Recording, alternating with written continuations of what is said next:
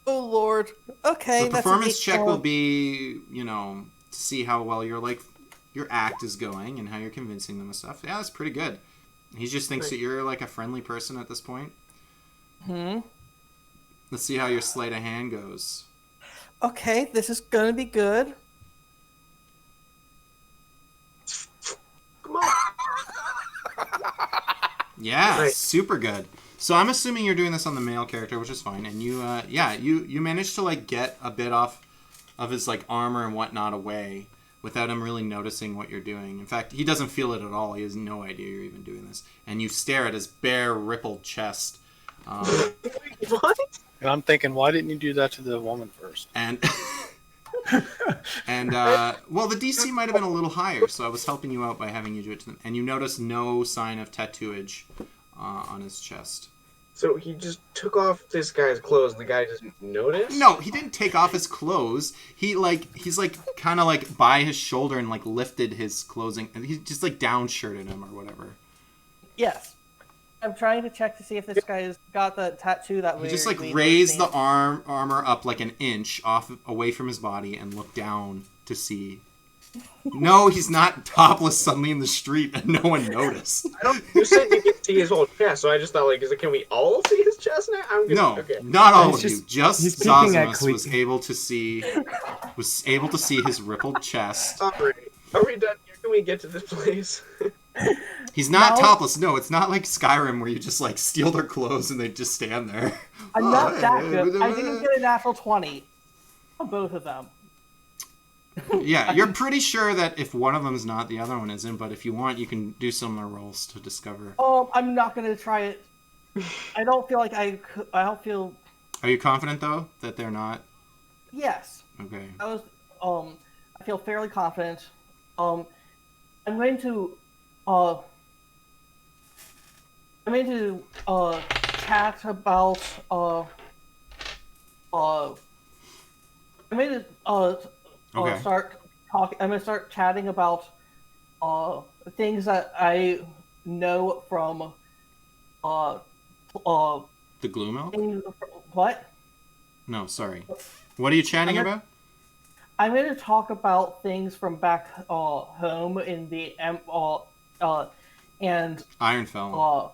yeah, and see if I'm going to make them slightly off, just a little bit. Like street names are going to be wrong, and Oh, okay. Okay. You're seeing if they'll correct you. You're gonna say some stuff Like- about like a- Ironfell, and then you're gonna try to drop some. Sure, you can do a performance check here. like It seems like performance to me. like the candy store is on the wrong street, and the toy store. Sure. Yeah, go for it. See how much they see if they go like, wait, that's in the wrong district. Let's see if they catch it. Sure. Yeah, do a performance for me. Yeah, that's a super weird.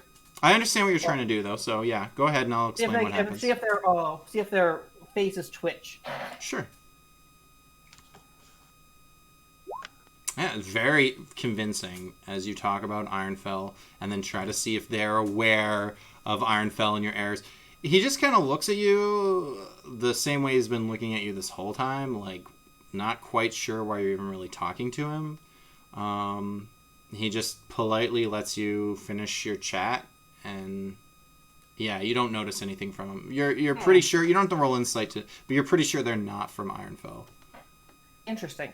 Because your Yeah. performance was pretty good, and you're like, everybody from Ironfell knows that this place is it's not the corner of Zippo and Zank, it's the corner of Zippo and Kaduka or whatever. Yeah, I get what you're Right. trying to do, and you figured out, you were certain that if they were true Ironfellians, they would have, Like, they would have responded in some way, and there was no reaction. So from that, you're Wait. gathering, no, they are not from Ironfell. No, they are not Glue Milk. okay, good to know. That was all I wanted to do. Awesome. Okay, so are we done our interrogations? Interrogation Oh. walk? I think that I'd also like to see if I can keep track of where we're going in relation to the inn, so if we can book it back if we need to. Yeah, sure. It's not too far, and you kind of can feel the way. I would say maybe a 10 to 15, not even, walk. And yeah, it's very straight shot. They're not making a lot of like turns and weird twists. You'll have no problem Okay. finding your way back to the. All right, those are Coliseum. the only things I wanted to make sure of. Yep, you're not right. lost like you were day one. Okay, I'm just making sure of. All right, I want to be a little bit more careful than I have been. Is everything on the up and up? Let's find out. Okay, so you show up and you arrive at a home. It's kind of a nice building. It's kind of in a nicer area. The building, you would say it's like mid-tier. Like you've seen some worse houses, and you've definitely seen some noble like estates in the areas that you've been around the city. Maybe not worse, but the rest of you have been around enough that you have seen nicer and worse houses. So you would say this is about a mid-tier home of some sort. And they just wave for you to walk in the front door. Okay, let's go in. And I do not have a map for this, so we're going to theater of the mind. You don't have a map for a tiny little house? I know, what am I fucking doing with myself? I don't know. Okay, so you guys enter the home, and it's, you know, it seems a little sparsely decorated at first. That's the first thing you notice is you're like, maybe only like a single person lives here, and that's why. The home kind of implied that there would be multiple individuals living here, but maybe there's only one person living here. And when the four of you enter, so do the two hulking guards behind you, and they kind of motion that it's down the stairs into the basement area of the home that you need to go. He's down there. Why in the basement? Okay. He continues forward, I guess. Okay, awesome. So you guys start going down the stairwell, and you go into the basement area. It's finished. It's a finished basement, as well as a fantasy world would have a finished basement be. As in, like, there's some lighting and there's some, like, obviously they didn't have drywall, but you know what I'm saying. Like some wood planks or whatever have you. And you go down into this area under the ground there, and it opens up a bit. It's just like one large room, as opposed to like living quarters and all that. It's just one large room. And you guys see a man standing at the back of the room facing away from you.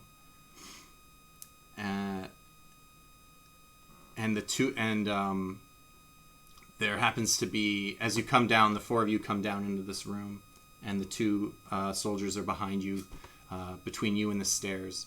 You notice, let's have, you guys didn't give me marching order, but let's have, I'm going to say Fjorn, just because he doesn't usually get a lot of rolls. Can you roll perception for me real quick? Ooh, okay. What I'm going to end up using is, I forget who it was. Doesn't one of you have passive perception 16? Is that May? Passive investigation, I think. Oh, okay, that's too bad. Okay, I have well, passive insight. I'm still gonna say that you notice that there is a large warhammer, on the ground, kind of like a foot or two away from this individual. And you arrive and you stop and you stand there. And it's just silent for a second, like they're almost waiting for you to say something. Hello. And Sir? the man turns around, and as you guys get a good look at his face, as you get a good look at his physique, it takes you half a second. He doesn't look too well. If that's your first instinct, you see him and you go, he doesn't look healthy. But then it snaps, and you all remember this face, and you've all seen this man before. And it strikes you all with instant concern. It is Drug Hightower What? from episode 7. He's dead. The And he turns around and he looks at you. And he cackles. Yes, and you notice that he immediately eyeballs Oris for some reason. His eyes like ignore the rest of you and just stares deep into Oris. For some reason. There's not some reason necessarily. You're not a zombie. You. He's just laughing. He's just laughing. Okay, I just kind of want to have a conversation, but if you want to keep laughing, then May's going to step forward and cast a mage armor. Yes, actually, yeah, you probably... I would have assumed you already had mage armor. I just realized I never said it, so I was like, yeah, I'll just do it now. Yeah, sure. So you take a few seconds and you cast mage armor, and while you're casting mage armor and putting on your protection and getting your aberration or your arcane ward up as well, he's gonna go down and he's gonna pick up his warhammer, and you're gonna hear the sound of the two behind you start bringing their great weapons out, and instinctually the four of you kind of space out into the room. As you realize, we're rolling initiative. You paid us 200 gold to die again? Yeah, you could definitely say that to him. It's a pretty good bribe, I think. Oh, I like that roller. What do I have? Too much? I do want to remind you guys that when you did kill or see the death of Drug, you checked him and he was not tattooed. So if you were going to go, damn, I thought he was Glue Milk. Why are these guys not Glue Milk? Well, no, he wasn't tattooed, and you might be able to figure out why as we continue. I just want to double check what everybody rolled. That's pretty bad for this person, and I think it's Fjorn, Falstar, May, and then Oris. yeah, and then the enemies go, right? All at the end? I was just meaning for us order. Obviously, I don't know there. And they all got that one. Right? Oh, I'm also curious, Fjorn. It's rolling at +1 for you right now. What's that? Well, I gave you I just wanted to make sure that you equipped the coin I gave you. Yeah, it shows it's equipped. Okay, awesome. Yeah, because we figured that out, so now all your stuff will be +1 like they're supposed to be. You don't have to worry about saying it, which I think is pretty awesome. I just remembered that I need to roll at disadvantage. Okay, 14. So Fjorn... and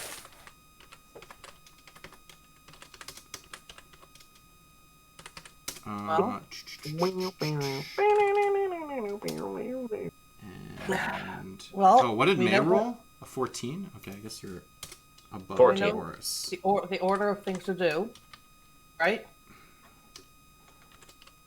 What? We know the order of actions to take, correct? Immediately run? Is that what you all take the disengage? No, I don't know what you're talking. Yeah, nobody knows. Nobody We really don't- knows. Beat them up. Step 1, and then step 2 is leave afterwards.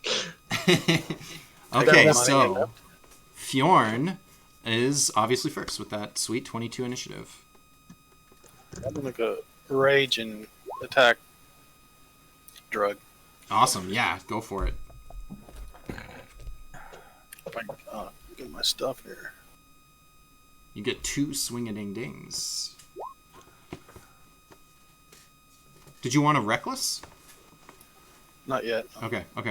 Makes sense. A I don't want him 19? hitting me twice. Yeah, a 19 definitely hits. So, Whoops. Sorry. Why is it rolling? Why is Fjorn's Oh. purple in a link?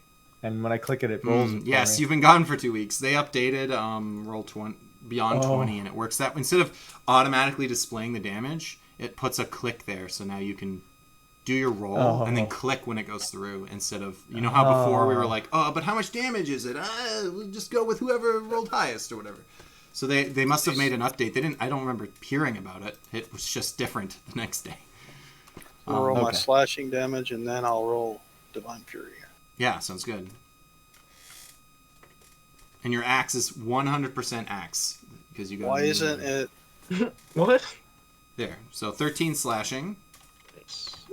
Wait, don't you have rage damage? Oh, sorry, yes, and the +2 rage damage, and So the Divine Fury.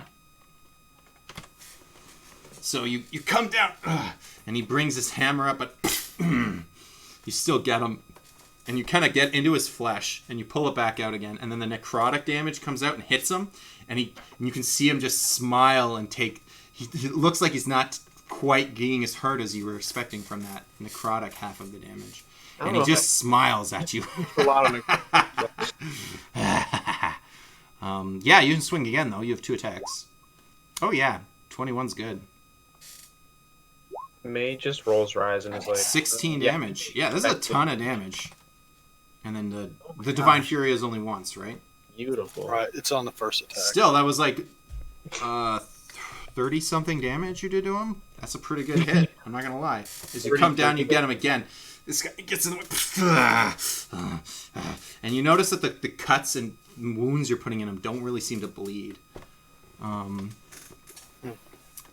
That is the end of Fjorn's dead turn. or something. Yeah, it's like he died already. Blanford.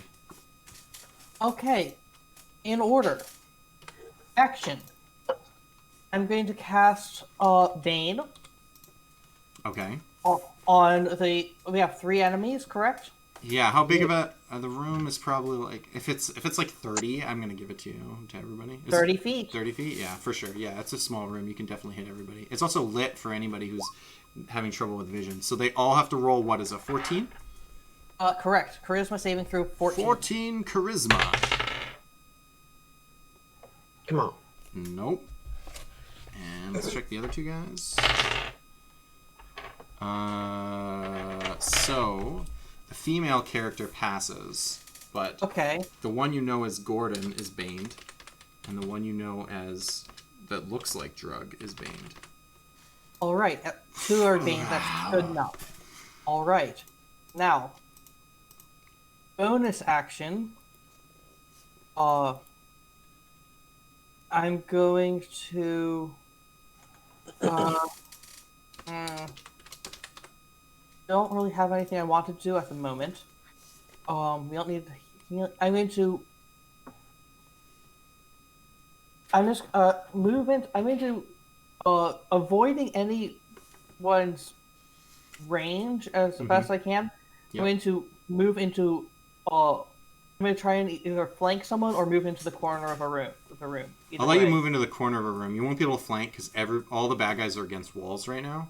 The chances of you being flanked exists, but because it's theater of the mind, I probably won't do it. You can't really get in a good flank on anybody at the moment. You can move back into a corner though. That's totally doable. Yeah, I'm going to move into the corner. Yeah. That's probably. You a start little peeing your better for me. pants. Excellent. Okay. Is that the end of your turn? Yes. There aren't any bonus options I really want to do at the moment. Drug. Getting. He stares at Fjorn, who just dished a whole bunch of damage out on him. And he walks past you, ignoring you. You may have an opportunity. Yep, you can have an opportunity attack against him as he entirely ignores you, having to dishing out the hurt. All right, that hits. Go for it. 15 more points of damage. This is gonna be quick. Nice. Math real quick. I think he's actually at this much health left. Yeah, as you cut him again in the back, he takes it and he just ignores it. And he has his big maul and he goes right up to Oris and he just starts swinging on him. Did I call it a maul? It's a warhammer. Yeah, you did say Warhammer the first time, I think. Yeah. I think I just said maul like an idiot. And also Bane. Also, you notice something weird, that even though you get that attack on him, you cut him, you cut him in the back, and when you pull back out, you see the wound start closing up on itself, as he recovers a little bit. Yes, he's gonna come in, and he's gonna give you...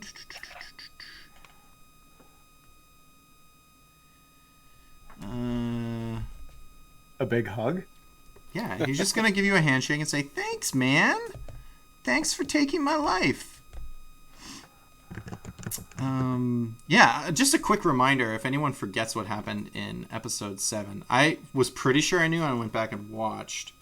I believe Fjorn went down, and then Horus and Zosimus double-teamed Drug and took him down for lethal. Yep. Basically, Fjorn had terrible roll after terrible roll, and then Horus went in and had land after, like, hit after hit after hit after hit. So technically, I believe Zosimus was the killing blow, but Zosimus isn't here right now, so... Horus would have went for non-lethal, but it didn't come up. So. Well, you didn't finish him off, right? Exactly. That's so it wouldn't have even have mattered. I thought you were using the bow anyways, right? No, you were punching. It was 3 unarmed followed by a rapier stab.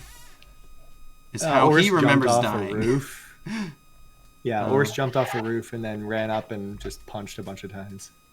Punched and kicked, so he has 2 attacks. He gets to make 2 attacks on you. And they'll both be baned. Because that's how Bane works. Welcome back, by the way. Welcome back, Bane. Welcome back, by the way, as the DM attacks you. Oh. I was like, who is talking to who right now?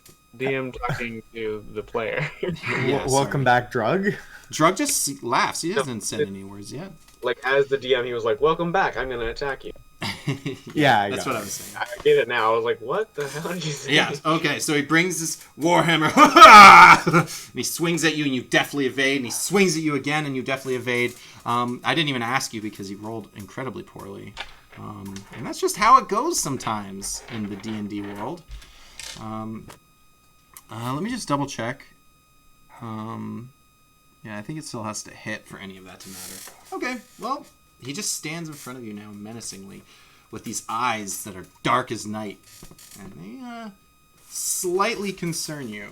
But, you know, Horus has been training. He's ready to, like, deal some damage out. And I believe it is May's turn. Okay.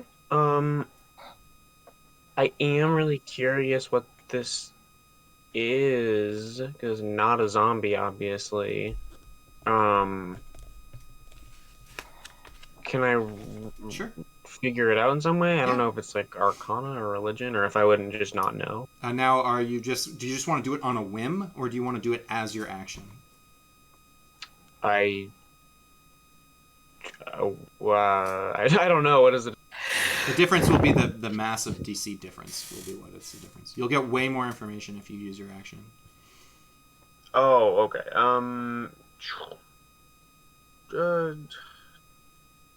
Yeah, sure. Why not? We're doing fine. Yeah, sure. I mean, I don't know. No, I won't, because I already have disadvantage, so it's not worth wasting. Okay. But I guess, can I just do it on a whim? Yeah, sure. You can just try to eyeball him as best you can. Yeah, sure. I don't know. Give me Arcana, I guess. With disadvantage. I'll be right back. No problem. What time is it? Ooh. Actually, do you guys want to take a quick 5? Sure. Yeah, that's fine. Okay. Yeah, you do your roll, and if anybody else wants to go, you can go. I'm just gonna do this roll real quick. Oh, plus! Yeah, you roll a 29. Awesome. No, it's not a 29. I don't know why. I can't freaking figure. It's a 21. Still good, but if you just like hold control before you click on the B on Beyond 20, it'll change the icon to a minus, and then it'll roll disadvantage. I don't. It's not. It doesn't even let me roll through that anymore.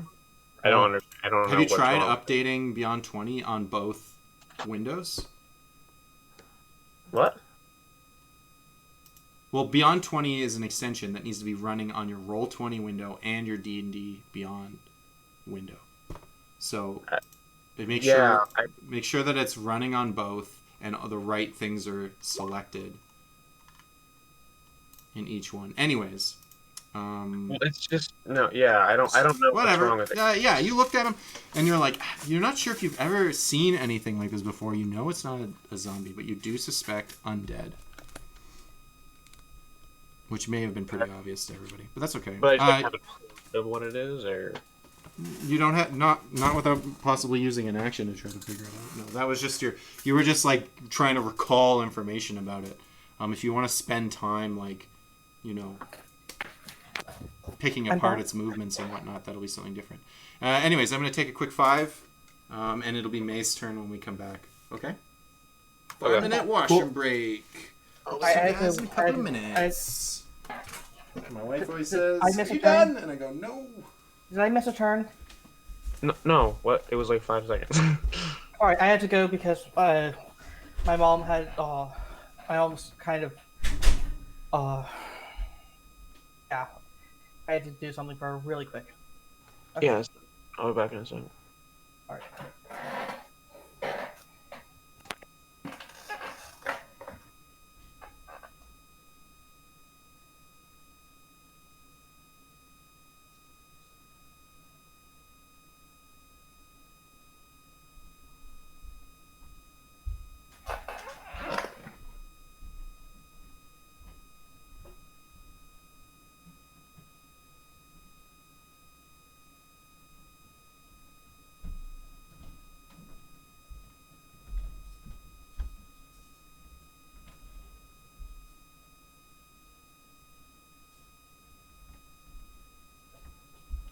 I'm back.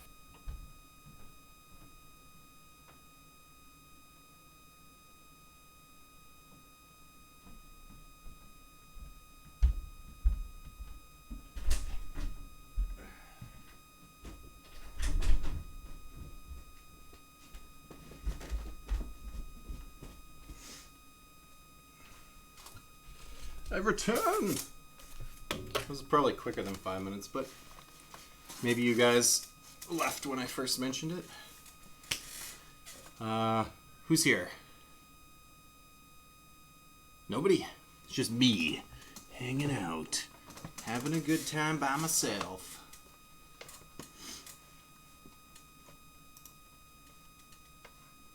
I was really surprised that there was no reaction to it being drugged. I was hoping for someone to be like, "What?"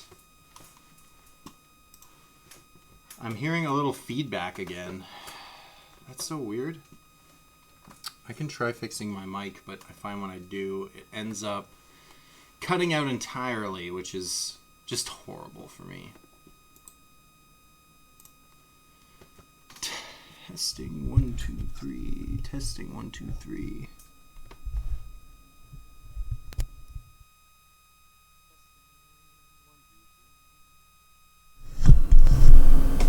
Jesus.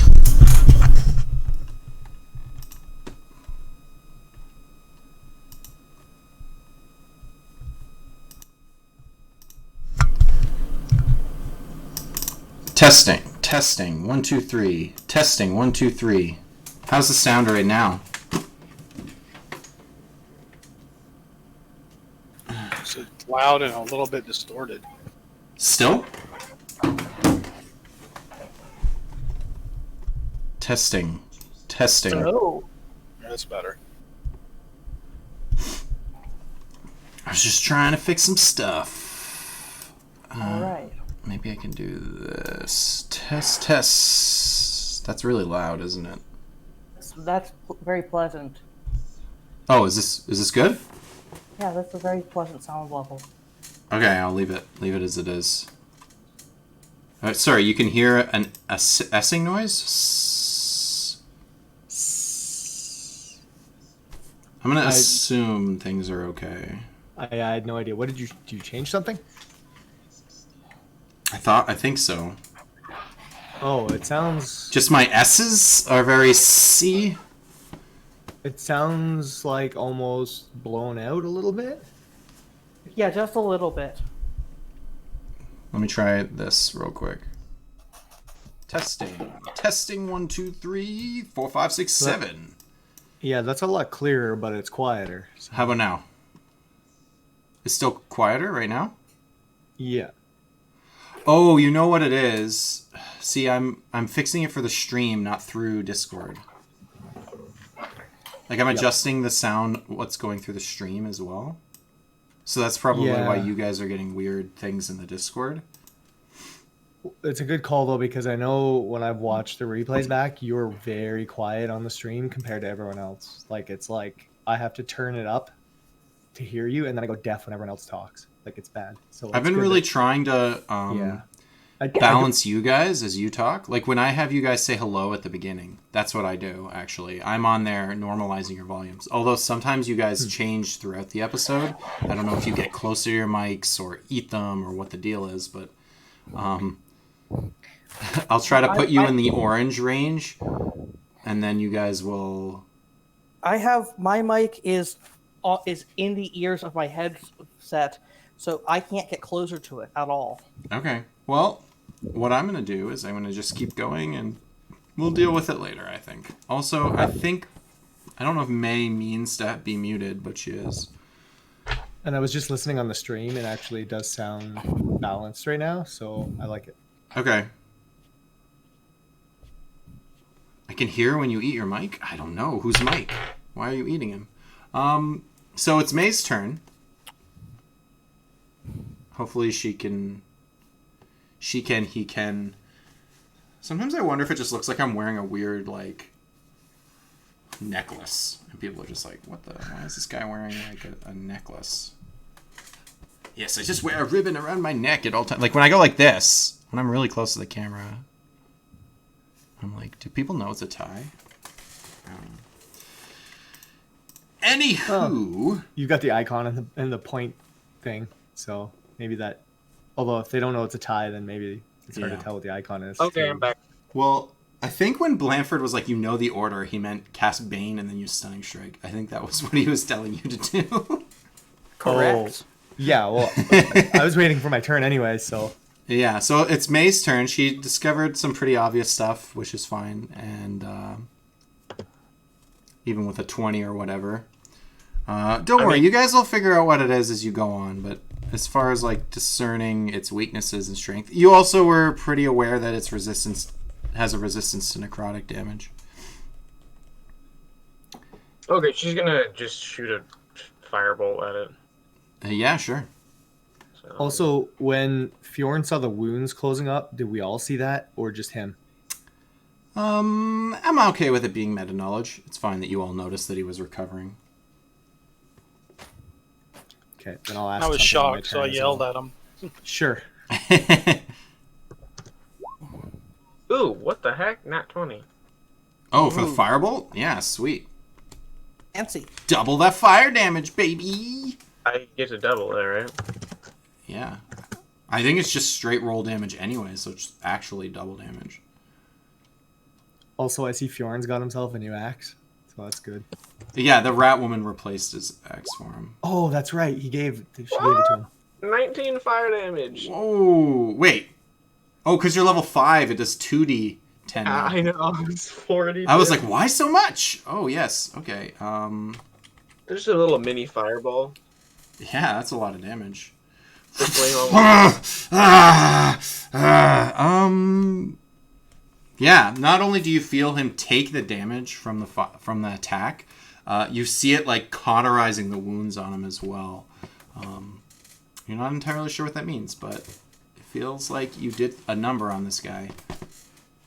He's still standing, and if math serves me, I don't think he's even in the bloodied state. Oh. whatever. Oris, your turn. So, okay, so I see these wounds closing. Is there a way I can tell, like, if it's a per hit thing, or if it's just like an overtime thing, or? Turn. Sure. So I'm gonna just say you're highly aware of what's going on with this healing right now, and I'll let you know when you get any information out of it.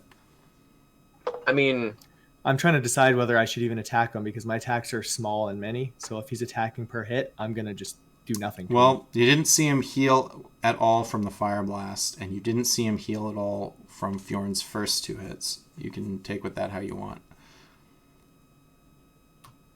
again, I think it was Okay. on his turn that he healed. That's the only time he mentioned the healing. What? Well, no, Yeah, because you said the fire was cauterizing him, which is kind of like closing wounds again. I think he meant it in a bad way, to be honest. Okay, but- yeah, I was thinking it was in like a positive Just way. So yeah. You just keep fighting. I'm sure the DM will drop more tidbits on you as you go. Don't worry. Scalded Okay. his- Obviously, so, May has fought undead in a different universe at some point, and is. What? Meta knowledge, I'm pretty sure I know what this is, but I'm not gonna. Yeah, that's I fine. mean, I would assume It's a something like beholder. radiant damage is better. Fire damage is Correct. like, maybe that's good, but Yeah, Oris, go for it. Take yeah, your turn, how close are Hans and Franz? behind you, they're like real close. Yeah, you're the only Real one who close? hasn't really moved around the room at all. So, Could I get either of them with my whip? yeah, 10 for foot sure. range? Yeah, you could whip anybody in that room. You Okay. want to whip someone? Go ahead, whip them. Whip them good. Because obviously, if I move away, then I'll give Drug an attack of opportunity. But so I'll That's whip. true. I'll whip the Baned one. Yes. So I'm gonna call them Gordon and Lilac. You never Okay. asked her name, but that's her name. I did know and Gordon, is but I Baned. was- So yeah. Yeah, Go Gordon was for Baned. it. Gordon was Baned. Yeah. Okay, so I'm gonna whip 'em. Gordon Whip him. and Oh, I gotta double check. Yeah, 17. That's good. That's good, my Okay. friend. actually I'm gonna use the Kensei shot. Yeah, that's a Kensei weapon, so that should work, right? I believe it has to be a ranged weapon for Kensei shot. Oh yes, it is right. Okay, so that's fine. 8 points of damage. Yep. Nice. And I will use a key point to do stunning strike because it's a melee weapon attack, so that should work, right? Sure, yeah. You can try to stun Gordon. Poor Gordon, and he's baned. What do I need? It is a DC 14 con, Constitution. and the Bane takes off a And D4. the for the Bane takes up saving a throw. D4. No, he fails. Stunned. Yeah. You guys are going to do this every fight now, and I'm never going to be able to do anything. That's why I was like, there are 2 guards coming this time. Yeah. So, question: Agile parry. I need to do an unarmed strike on my turn and be holding a Kensei weapon, which I will be with the whip. But is a flurry of blows considered unarmed strikes? Yeah, it is. I assume it is. Yep. yeah. Okay, then I'll use flurry of blows on Drug. So you're going to do 3 key points this turn? Uh, Maybe even yes, more because if I'm you gonna want to try stun. because I'm gonna try and stunning strike him if I hit one. Okay, yeah, sure. So Fury of Blows, yeah, you can roll 2 punches on Drug. A Punches. 16, yeah, 16 is going to hit. You may as well roll the other one, though. Okay. Yeah, definitely. You guys have high to hits these days. +7. So Pa-pa-pa-pa-pa-pa! I will- Kick I punch, guess- kick punch! Do Uh, the damage twice, and then I'll. And then you'll worry about the sending strike afterwards. Yeah, sounds good. So a total of 16 points of damage. Nice. And I will try a stunning strike with the first one. He is now looking bloodied. Does it? It's not a melee weapon. My fists, are they? Wait, you know, It says melee weapon attack, but I was doing. I with think stunning it strikes counts. It before. counts as it's Or- not a melee weapon, but your unarmed strikes count as like if you read the rules on unarmed strike, just for anybody, even non-monk, it is a weapon attack. Okay, cool. So then, yeah, I'll try a stunning strike. I guess for the first hit. Yeah, go for it. Oh, he has to Okay. go for it. So he's Yeah, he's DC baned, 14 and he baned, needs that yeah. sweet con 14. Oh, I was like, oh, I add the bane. No, I subtract the bane. All right, yeah, he's stunned as well. Then I don't need to burn another one. So that will be it for my turn. Actually, I can move now. So I'm gonna move. I'm gonna move actually in front of. He had a +4 whatever, con. I'll It just doesn't matter if he doesn't roll good. Yeah, exactly. I'll just move like I'll put my back to. I'll Oh, do kind of. actually, sorry. Oh. Let me double check. Sorry, you go to stunning strike him. and the stunning effect, you can feel the like ki and the energy come out of your fist or come out of your elbow, we'll say, and go into his body, and he just smiles at you. Unaffected by your stun. Oh, damn. Okay, well, I'm not going to try it a second time. Condition immunity. Thank you, book. Ah. This seems DM planned. I didn't plan it, but I looked down and I'm like, oh damn, yeah, I should count that.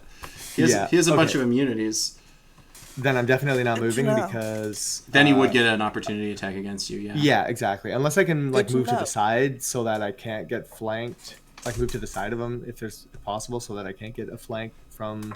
I'll let you do Lilac. it. You're gonna get an opportunity attack from Lilac if you want. I'm they're also that not close to me. Yeah, I guess you're right because we made you use the whip. All right, that's fine. You can kind of move around so that you don't get flanked. Yeah, that you're good. Okay, that's all I'm doing then. Yeah. Okay. Now it's Lilac and Gordon's turn. Gordon's stunned. He looks like a freaking dummy. I don't think it makes them prone though, right? They're still standing. Yeah, I'm still standing. But I believe just stunned. Yes. Yeah. I think you still get like auto crits on them or something when you or advantage when you attack on them. Yeah, that's what it is. It counts as restrained, I think. Restrained plus some other stuff, and in restrained you get stun creature is incapacitated. Oh, Can't incapacitated. move, and can speak only falteringly. Automatically fails strength and dexterity saving throws, and attack rolls against the creature have advantage. That's what I figured. Yeah. All right. So Lilac with her big old great sword. She is actually going to let Drug have his way. He's trying to decide. I guess there's 3 of you other than Oris, right?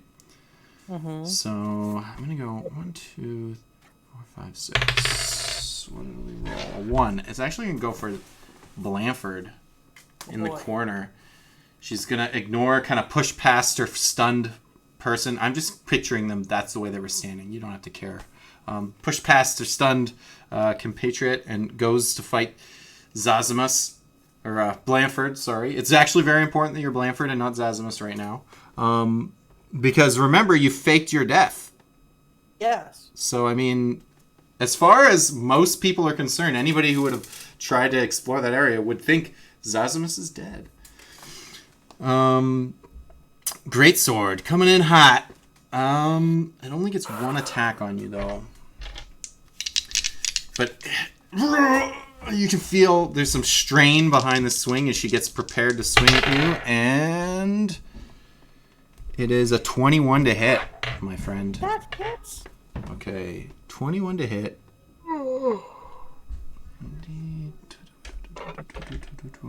That's not the right die.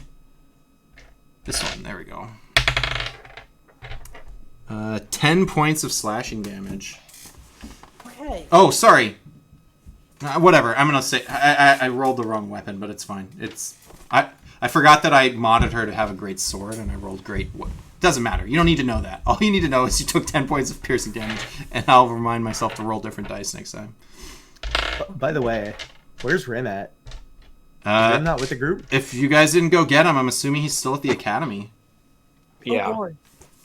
Oh, I guess Oris would have asked that while they were catching up. Yeah, they left him at the academy to kind of train for a bit, and yeah,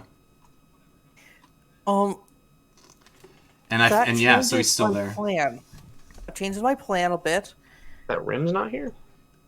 Well, that too. Well, it's Fjorn up first, at the top of the order. I know, but Okay. oh boy, my plan was for all of you to be engaged and me to be dealing with things from the side. Oh, I actually, you would've- have to roll concentration right now. Yes. I should look at their intelligence. Yeah, they're not very smart. This happened by accident. They did not plan to break your concentration. I roll concentration at advantage because of Warcaster? yes. I was debating moving in front of you, but I don't think I could have because you moved out of the way. So You kind of backed into like a weird corner. yeah, I figured it would be an attack of opportunity at that point if I. Yeah, they did not plan this though. If they had higher intelligence, maybe, but these guys actually, the soldiers actually are pretty dumb. It didn't cross over, so I'm going to roll it twice. I'm going to do it.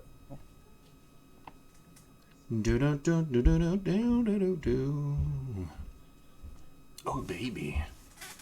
And with advantage, so you got one more chance. I think you need a 10. Is that how it I'm works? good.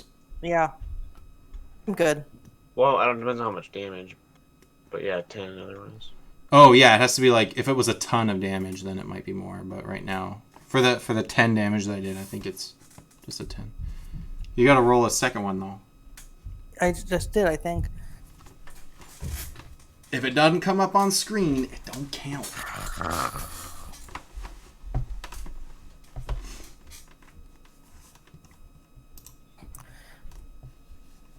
Oh, for crying out loud. Uh-oh. The Bane drops. Now, not to say you guys couldn't recast it. Okay. Well, the thing is that I'm going to explain to you how randomness works, and it does not I know, really but matter. what I rolled twice, and the second was an 18, but it didn't go through. And it could have very easily been the other way around, where you rolled 2 5s and they didn't go through, and then the 18 did. I know, it's so annoying. It's so annoying that sometimes things don't go through. I don't know. Yeah, I have no idea why. I just know you can do it because the first one went through, and then if the others didn't, that's I don't know what's going on. More time, I think, between rolls because it'll. Yeah. I know if you roll too fast, it'll be the same random seed, and it'll roll. You can Unless also they fix hold... that. They may. Okay. Maybe they did. Maybe they fixed that Hopefully. because they knew that was Alright. happening. So maybe they delayed it where you have to like actually wait a second before you roll. If you click too fast, maybe it just doesn't send them. Just hold over Okay. the B icon and then hold the shift key on your keyboard. Before you click it, it'll change to a plus icon and it'll roll 2 in one click. Yeah. Shift and control are your advantage Like and that. disadvantage. That's my advantage by holding shift. Okay, so the Bane drops as Lilac gets you with a good old greatsword slash. Then you're scared, and you're back in the corner, and you breaks your concentration. You're like, oh no, what the? And That suddenly, actually makes things a lot more simple. yeah, well now you're just going to probably cast Bane again, right? Fjorn, No. you're up. Okay, so when Drug moved past me to go to Ors, will that give me a way to flank him? Since Normally, it's tough though because Oris like wheeled around him in like a weird way. I'll say yes, but it's gonna put you right smack in the middle of the room and make you vulnerable to everybody else, which you probably are okay with as a barbarian. yeah, I think I'll do that. Okay, you may have flanking on Drug. What? First word. Baby's first word. He said what? Holy jeez, buddy. Just rolling. And that wasn't even with advantage. See if it's a crit.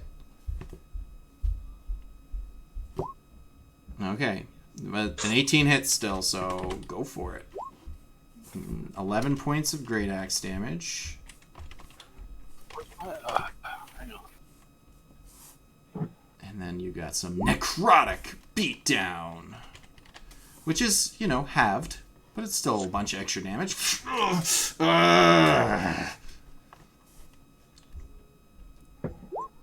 Jesus! Is it a crit? Is this over already? Just roll a crit, my friend. This thing's laggy. At least it's going. Yeah, 20 still hits. Roll damage. I'm gonna take the 2 immediately, and another 8. You're just ginsuing this guy. Last time you only missed. He's mad, but then he turns his focus entirely back on Oris again. Although he turns his head and he looks over where Lilac had landed a blow on someone, and he just looks for a second, and he's like, and then he cranes his head back, and he's focusing on Oris. Blanford, it is your turn. I am going to begin by casting Phantasmal Force on Lilac. Okay, awesome. Putting a bag over her head filled with rats. You didn't know this, but she's immune specifically to rat-based attacks. And the bag is going to be attached by a rope to a rafter, and that is going to be pulling upwards. Just going to What? Okay, so she needs. What is the roll on that? DC 14 charisma? Intelligence. Intelligence. Oh, because I said they're not intelligent, you're like, I've got to use the intelligence, so we get them. We get them. Yeah, but fails miserably on that check. Yeah, Lilac is now under the impression that she is in a bag of rats. Yeah, her head specifically. She's got What? a bag over her head. A Oh, it's an noose around her neck aboleth! that's being pulled upwards. I thought you got rid of Like, Phantasmal Force. There's a bag over her head filled with rats. A noose around her neck that's being pulled upwards to the rafters. Okay, sounds good. She is quite phantasmally forced. And she takes 5 points of psychic. and on each of whose turns does it happen? I think it's her turns. Yeah. And then I'm going to tuck down and roll away.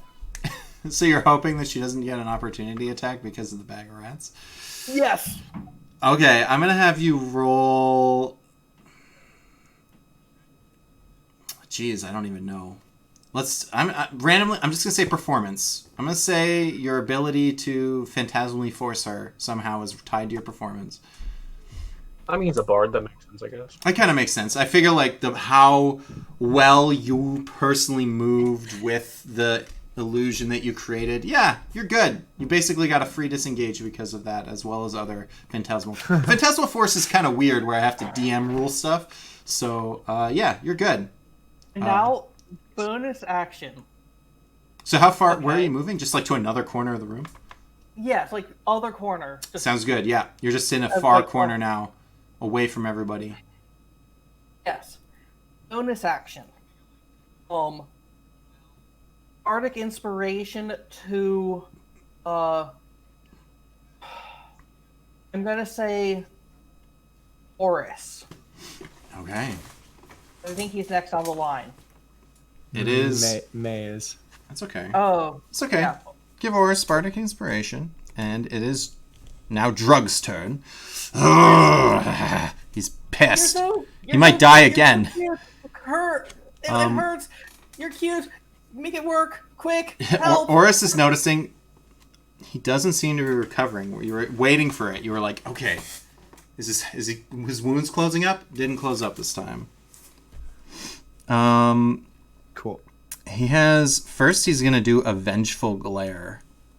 So he's gonna stare at you. He's been doing this the whole time, but this time it's actually an attack where he stares at Oris.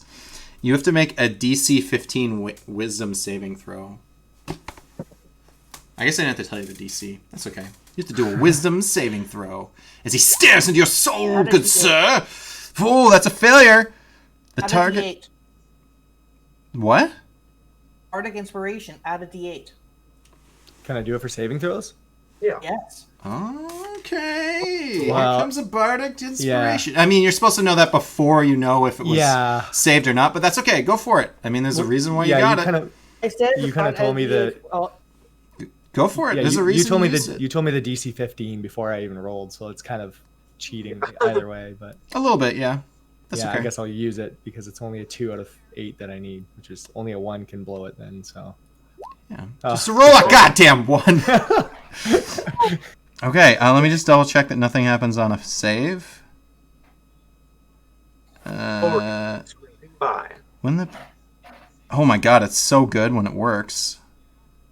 Okay, just because there's a good chance I might not get the chance to do this again this combat, but if it had succeeded, you know what? It's cooler if you don't know, and you can fear what this crazy glare does if you fail. It's not nice. It's not nice, and it keeps not being nice longer than I thought it would.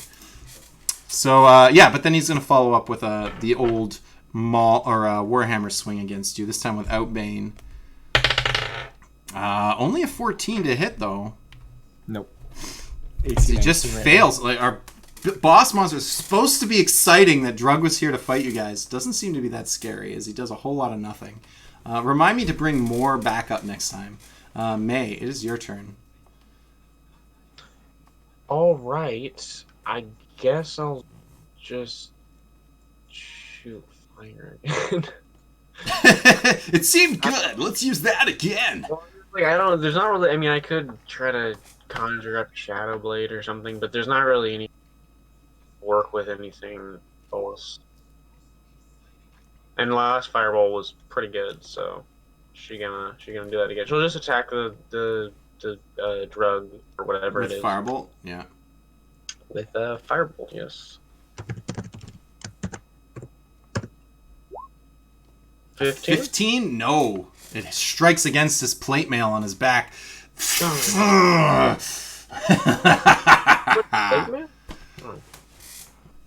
Yeah, I don't know if you guys remembered. He was wearing plate mail when you killed him. I don't remember from back then. I wasn't sure if he was wearing it right now. All right, well that's every. Yeah, just barely. Did not work. But you guys have been rolling insane. I was like, he's got some AC. He'll survive. And you guys are like, 18, 20, 25 to hit. I'm like, okay, well, yeah, he's going to take a big old bunch of damage. Is that it for you? And then she combat rolls, and that's it. Awesome. To the side. Yeah. She's just standing there so far. Yeah, she's not really like, nothing's coming at her yet or doing anything crazy. Boris, you're up. I'm assuming I'm out of whip range to the other two this time. Yeah, you kind of wheeled around. I mean, you could wheel back, I guess, if that's your plan. You're not going to have flanking on... Well, I guess you could wheel again. I mean, yeah, you're a monk, if that's really what you want to do. It's a fun idea, but I think I'm going Gordon is no longer stunned, though, I believe, right? At the end or start of your turn? Either way, he's not stunned. I think it's to the end of my next turn. Well, end of this turn. The end of my next turn. Yes, so after this. So I could still get an advantage attack on him. Nobody else went for him, but... Oh, okay, yeah, fair enough. Yeah, he's stunned until your turn is done. Yes. So, but I mean, I want to focus on Drug here anyways, because he's being a little whiny.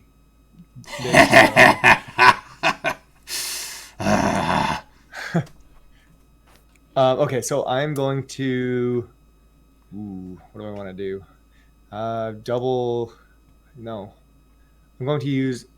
Yeah. How much key do I have left? Man, it's just the start of the day. It's like the morning, and I'll be burning through all my key in like 2 turns. Okay. Let's not. I'll quarterstaff 1, and then flurry of blows 1. So. This is all on Drug? Yes. Okay. So quarterstaff first. 17. Yeah, that hits. And then I'll just roll damage. I will say, I guess, a 2-handed one. Yeah, D8's fun. Whoa, hang on. It doesn't give me the B option to roll it, so I guess I'll do it in the thing. It's 1d8 plus 4. Yeah, I actually saw that in Beyond 20. There's like a button to like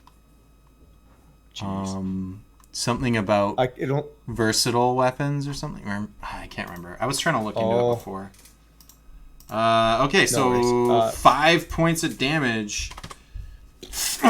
Drug takes the hit. And then flurry of blows, my friend. Yep. Yeah. Oh, yes. This monk came back ready to fight. He learned those elvish forms, and now he's just flumpity dump. Even with the... I just said flumpity dump.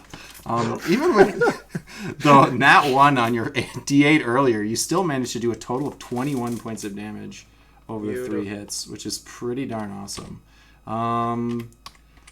He's hurting. He's looking pretty bad. He's pretty haggard, but he's still standing. He's a tough guy, this new and improved make my monster grow drug. The drug. Yes, the drugs are bad. Don't never do meth, kids. Like, this is what happens to you. Say no to drug. Miracle Grove. Say no to drug, yeah. So Lilac is in a bag of rats. You can go ahead and roll that psychic damage on her. Is there some roll for her to get out of it? I forget. On her turn. Intelligence? On her turn, she can take. She treats the phantasm if it as real. Yeah. I know about the phantasm. She makes. She can take an action to examine the phantasm with an intelligence check against my spell save DC. Okay, well, the first thing is roll that psychic damage. Sweet, sweet psychic damage. The rats bite at her face. She's swinging. She's cutting through the rope, and she's like, "What is this rope made of? Rubber? What?" 3. Which she convinces herself it's rubber. Something strong. It's like, She doesn't get this it. is not cutting. Yeah, she just swings and looks the fool for a little bit and doesn't actually do much. You've incapacitated her this turn. Her intelligence is like these two characters. The what I've modeled them after actually have a -1 in their intelligence, so it's not surprising that they're not going to figure something like this out very quickly. It's actually a good use of your spells. But Gordon is now free to make an attack on somebody. He is like he does like go over and shake Lilac a little, like, "What are you doing?" And she's just like, "Help me with the rats!" And he's just like, "I don't know what the fuck you're talking about." And he decides to go after somebody. So you know what? I'm not even gonna roll. He's just gonna go after May because the way I've kind of pictured the battlefield, I think you're the closest to him, and you're not really in combat with anybody. So he's just gonna take his attack on May, the little mage girl, because he's just a bad person. He's just a bad man. He wants to roll damage on you. Oh, May's down. She grins at him as he runs the hilt of her little short I sword. forgot I got this bad boy as well. What is it? An 18 to hit. Shield. Shield. The axe comes down, and you just force up the barrier. We weren't paid enough for this. And that's the end of their turn. We're into round 3. Before we start round 3, you guys are getting a little more feel for these characters. The two humans are definitely just hired soldiers. You're definitely feeling like whatever this was, whatever drug is, hired them to help this plan go down, but are not in any way magical, undead, or anything like that. As for Drug himself, you guys are starting to...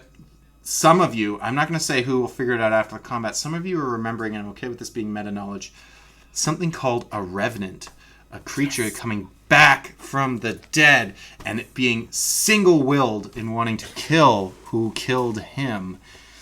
And he's yet to come to the conclusion that Blanford is Zosimus yet, so he only is wanting to kill Oris.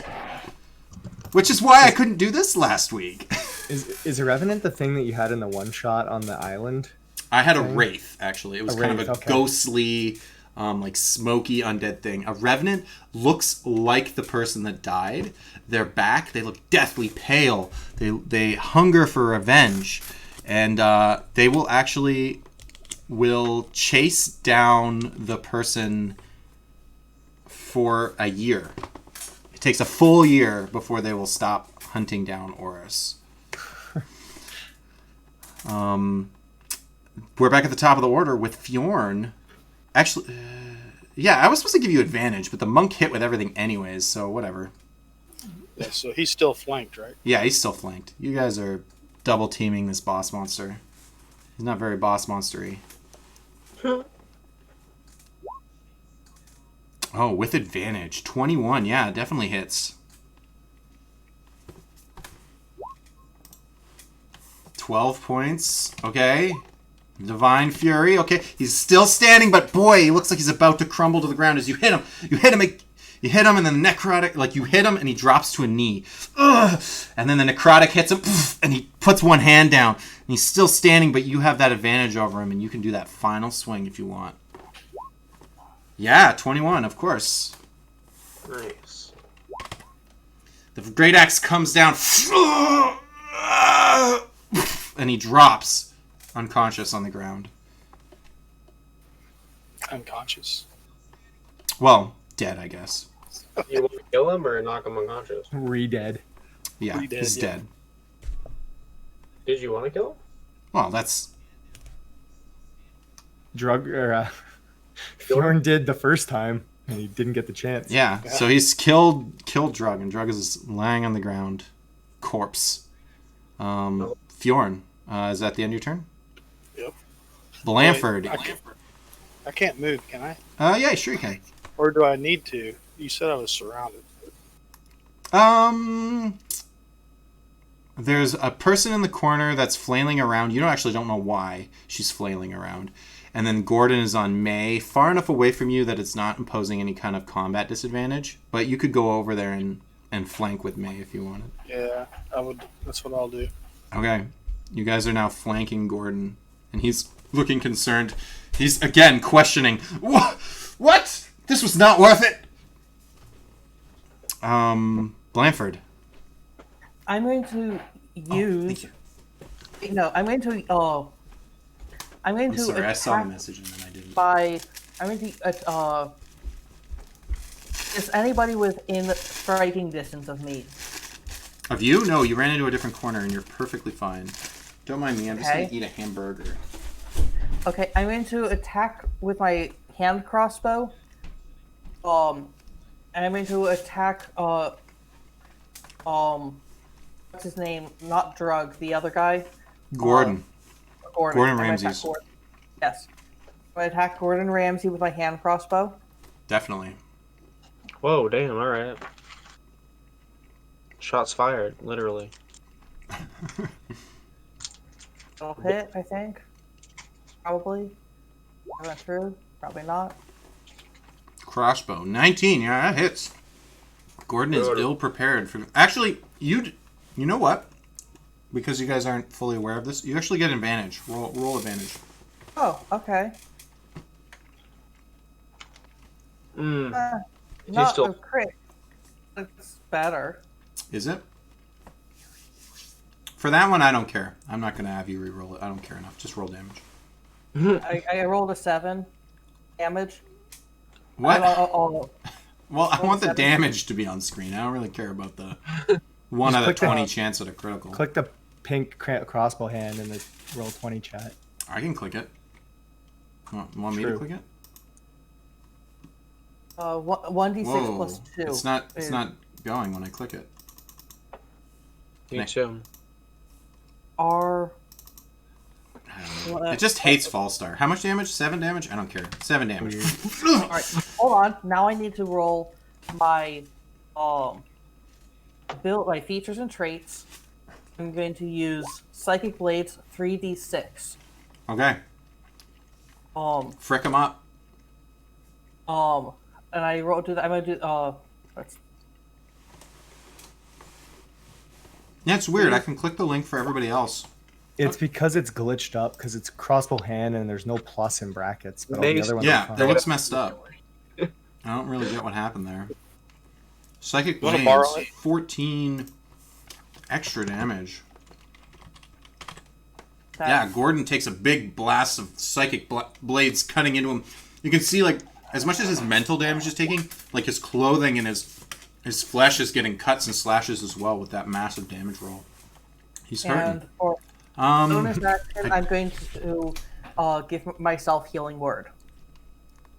Okay, go for it. By the way, did May lose that dagger that she couldn't let go of? She did. Okay. Oh, right. She went to the Temple of Ava Remove the curse. for a cost. Remove it from her. Excellent. She still has it though, so she can like prank somebody. if she wants. Will do. All right. So, Blanford, is that the end of your turn? So, you guys all are starting to like feel good about the battle.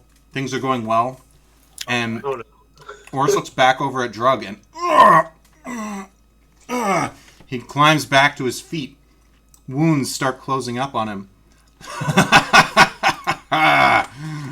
I'm not that easy to take down. He's gonna give Oris a good old stare down again. Would you please make a wisdom saving throw, this time without bardic inspiration? Sorry, I had. Well, you guys thought it was over. Why were you... Oh my god. You are one wise fellow. We're coming in with that Warhammer again. Oh, that's might actually finally hit. 24 to hit. Yep.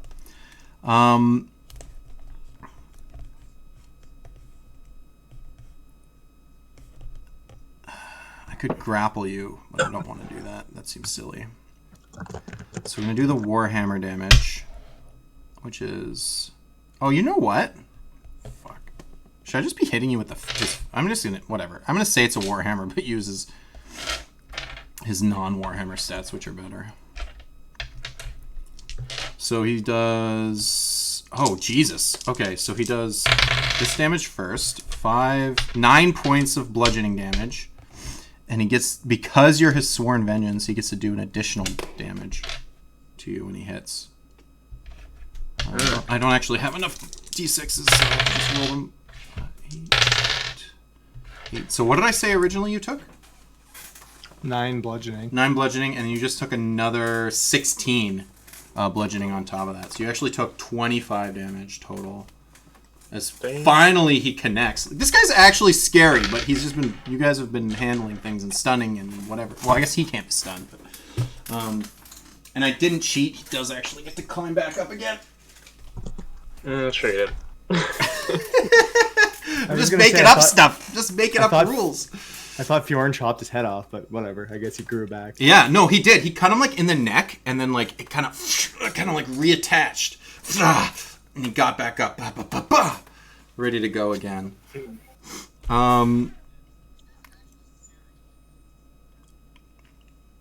Yeah. Okay. So, May, it is your turn. Excellente. By the way, sorry. Oris, are you at half? Yeah, I'm well below half. Oh, okay. So Oris isn't looking good. All right. May, it's your turn. So how healthy does this... He's a Revenant, you said, right? Mm-hmm. How healthy does Drug the Revenant He looks look? terrible. He looks like he's barely holding together. Okay, so he got a little bit of health back, but it wasn't like he No, he's not. He's not like boss fight, round 2, full health. Okay. More than full health. He gets double his previous health pool. Yeah. Okay, then I'm just going to Magic Missile. Because last time I freaking missed him. I'm going to use Magic Missile. I'll use... Oh, wait, actually, I guess he is... I don't know, I'm right next to what's her name. What's his name? Somebody's on top of me, right? Yes. Gordon. Gordo. I'm going to hit them with 1, and then I'm going to hit him with 2 of the missiles. All right. Let me roll those all separately. So for the person in front of me, take 5. Ooh, nice. Max damage.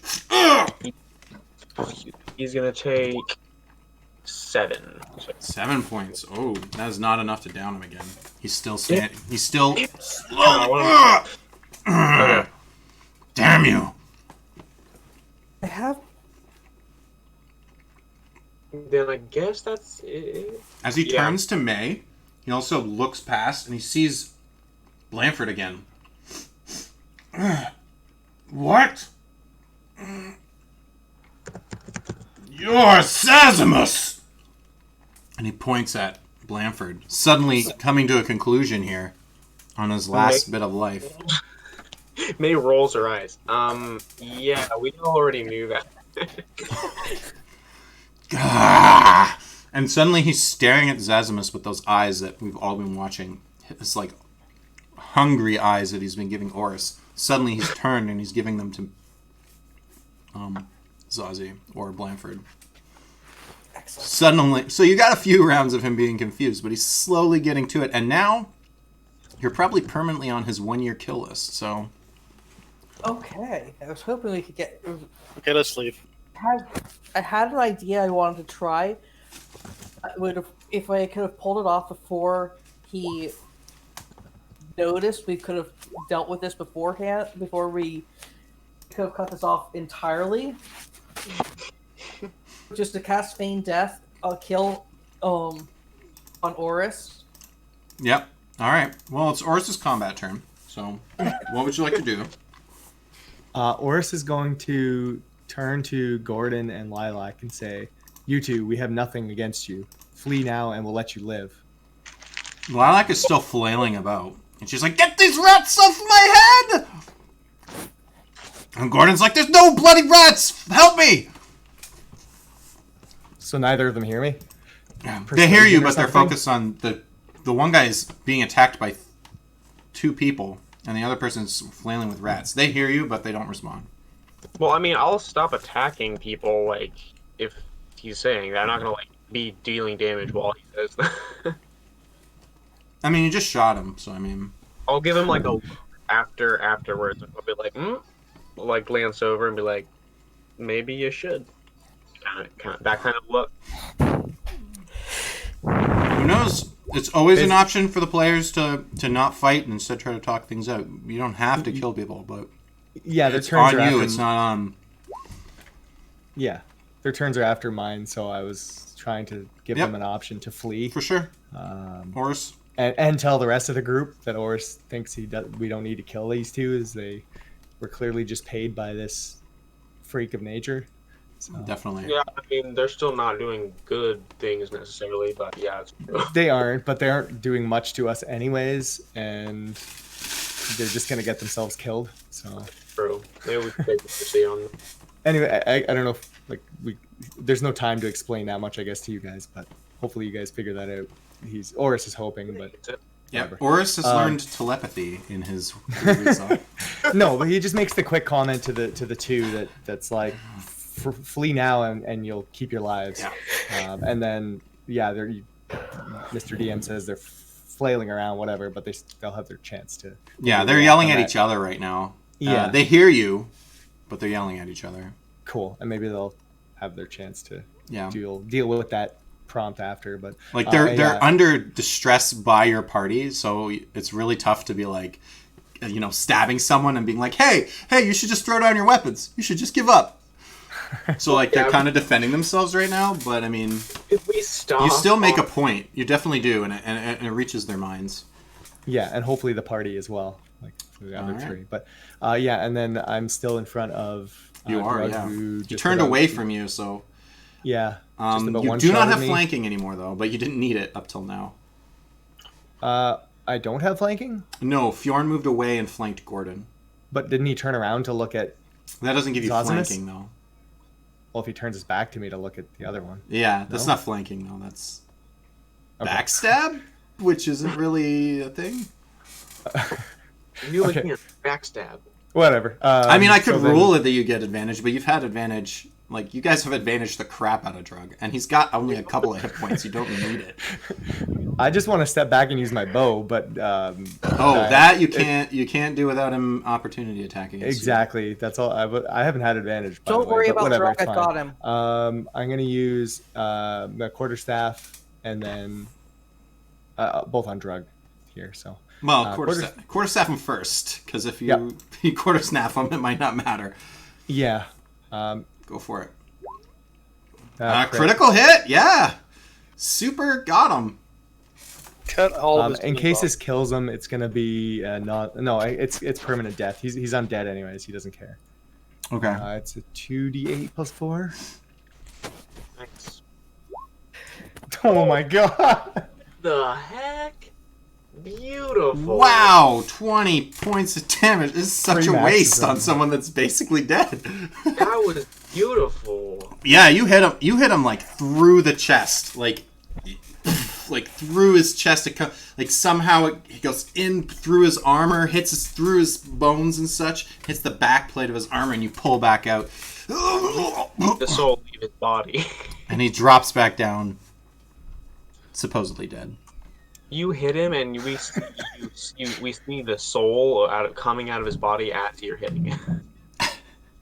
And then with the rest of my turn, I just stare at whichever is closer to me of Gordon, or I guess the other one like can't see me, so I just kind of like stand and glare at Gordon, I guess, because the other one's got a bag over her head. But you can't see the bag. Oh, It's well, in I her know- mind only. You guys But I can- you guys don't even know that. But maybe you're kind of like, oh, I remember Blanford did this back 18 years ago when he did it in the well or whatever. But yeah, you guys actually don't really fully know what's going on. She's just freaking out. Yeah, I guess I can tell that. Sorry, go ahead. We saw him whisper to him something, and he started freaking out. So I think we can get Maybe. Yeah. Yeah, her wits aren't about her, so I'm like assuming she's like under the effect of something. So I'm looking at Gordon, Blanford who's does just some weird fighting, stuff. but at least straight of mind, and he's taken a beating from us, and even me, and I just absolutely obliterated this guy. So after giving them the chance to flee, so I'm basically just staring at them and just saying, take it or leave it. So Okay. Is that your turn? yeah, I'm not even going to use my second attack. Your bonus stuff? Awesome. As the monk meditates for a moment after telling everyone, stop your bullshit. Lilac's turn. You can go ahead and roll that psychic damage. Yep. Or you can end the spell. Nope. Yeah, she's still freaking out.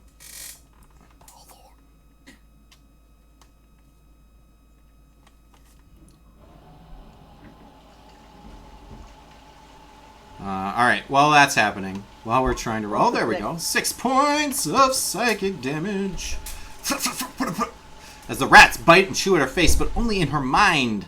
She takes damage. Ugh. Yeah, she's going to attempt the save, which is pretty worthless because she has a negative modifier. Nope. She fails it. What a nasty use of Phantasmal Force, though. It is a terrible way to go about things. She can't even, theoretically move, because...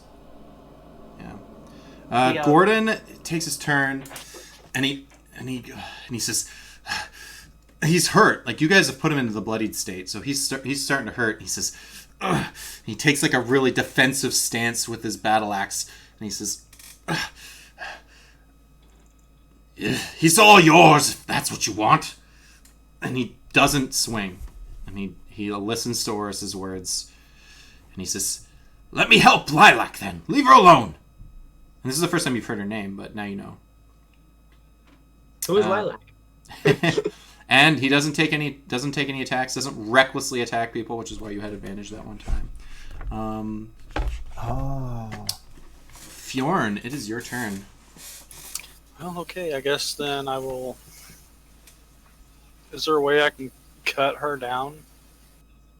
You don't know what's going on, so no, you can't. You could go to Zazimus and be like, dude, Okay. what the hell? That's what I'm gonna do. I'm gonna go tell Zosimus to end his spell and let them two leave.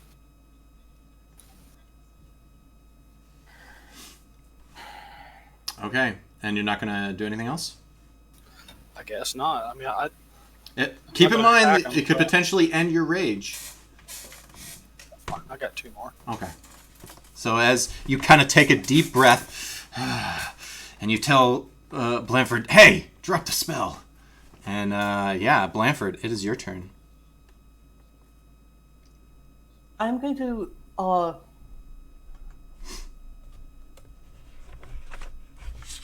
torn right now. I've got 2 things I could do. I could keep Fireball. it up. No, I was going to think of Dissonant Whispers on him and keep up the spell.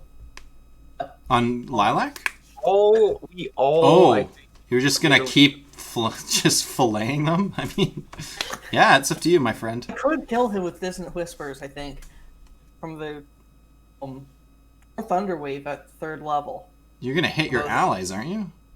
I don't think so. But yeah, I'll drop the spell and You're just like, hey guys, what am I gonna fuck up? And then you're like, nah, I won't do it. I'm gonna pull out my sword with the light cantrip on it to make it look like I've got a more magical weapon than I do. Don't play any funny games with us. We are much better at this than we Yeah, look. you can drop an intimidation. we're better than we look. We just beat the heck out of them. Yeah, we're even better than that. All right. They're already freaking trying. out, and you're like, yeah, guess what, guys? We're even better. Oh, that went well. Look at that number. I will. It's an amazing number. Ooh, yeah. He watches you daintily apply the light spell onto your sword, and then claim you're a master of the universe. You're just like, what?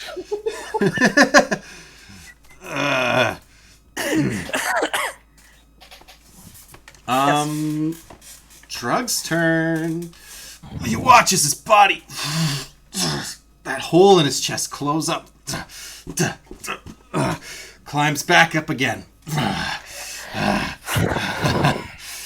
You're starting to get the impression that if you don't find a way to stop his regenerative feature, he will keep returning. Well, this is a Dealing problem, because I don't- damage, just like straight up damage, will not be enough. That's cool. I'll just do fire on him. He stares over at Zosimus. Well, Blanford. You! And he gives you the stare down. Vengeful Glare. Can you please make a wisdom save? Some DC. I'm not going to tell you the DC.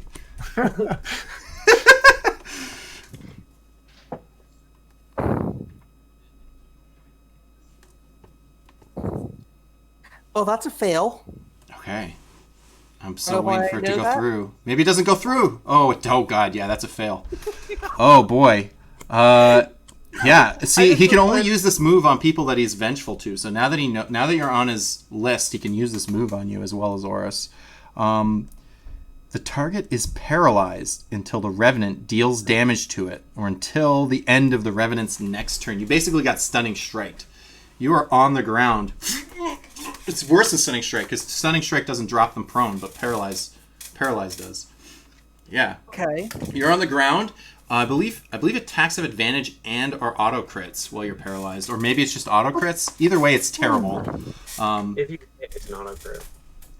It's pretty bad. It's pretty bad. He's dropped you, and then he's gonna turn around to our friend Horus, who's not looking good, and he's gonna swing that Warhammer on you. Ha! And he rolls a nat 1. You are lucky he is hurt. Yeah, nothing. Nothing more comes from that. And we are on May's turn. As he turns his back on May, which is probably not a good idea. 18. 18 to hit, but you're exhausted, which is nothing. How much damage does Fireball do? 2d10!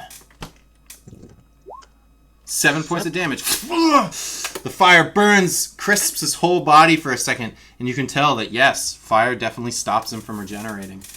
But he's still got a hit point or two, and he's managing to keep his feet. Um, Is that it for your turn? yeah. Horus, your turn. Yeah, I was hoping he would take a step and give towards Zazie? Zazie, Blanford, whatever. Blanford? But, and I could just get an attack of opportunity, and then I could use my bow on him, but it's all good. I'll quarterstaff him since he's in my face again. Yeah, he definitely is. And this may be a final blow. Ooh, Nope. 11. No. He knocks it out of the way, and he braces himself for the flurry of blows that are probably coming. You called it. Yeah, definitely. 2 punches. Let's see the damage. Ba-doom. Wow. Jeez, how do you do 10? Oh, wow, that's just max damage. It's a D8 now. Yeah. Almost, yeah. Is it a D8? No, it's still a It's D6. no, it's a D6 plus 4. You're right. Yeah. Yeah, Wow. that's what I was wondering. I'm like, when it gets to D8, it's going to be so bad. But yeah, 19 points of damage easily. Ba-dum, ba-dum, ba-dum. You hit him, and with the last hit, you crack, and his head spins all the way around. You hear his neck snap, and he drops to the ground. Dead for the 3rd time today. 4th time ever. Is that your turn, Horus? I'm gonna take a step. I guess. Sorry, I can't remember. You dropped the bag of rats, right? I did. Okay, I just wanted to confirm that. Because I was trying to go diplomatic, but apparently I miscalculated, like always. Well, how did you miscalculate? They haven't had a turn yet. Are you done, Horus?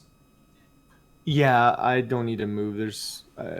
You could move away from Drug? I don't know. Yeah, but if he gets Maybe up again, he gets back up again. then I it seems don't unlikely get at it. this point, but you don't know for sure. Yeah, I don't get an attack of opportunity if I move away, and then he Alright. gets up. So I'm gonna Lilac stay where I immediately am. goes over and pours a potion in Drug's. Nice. No.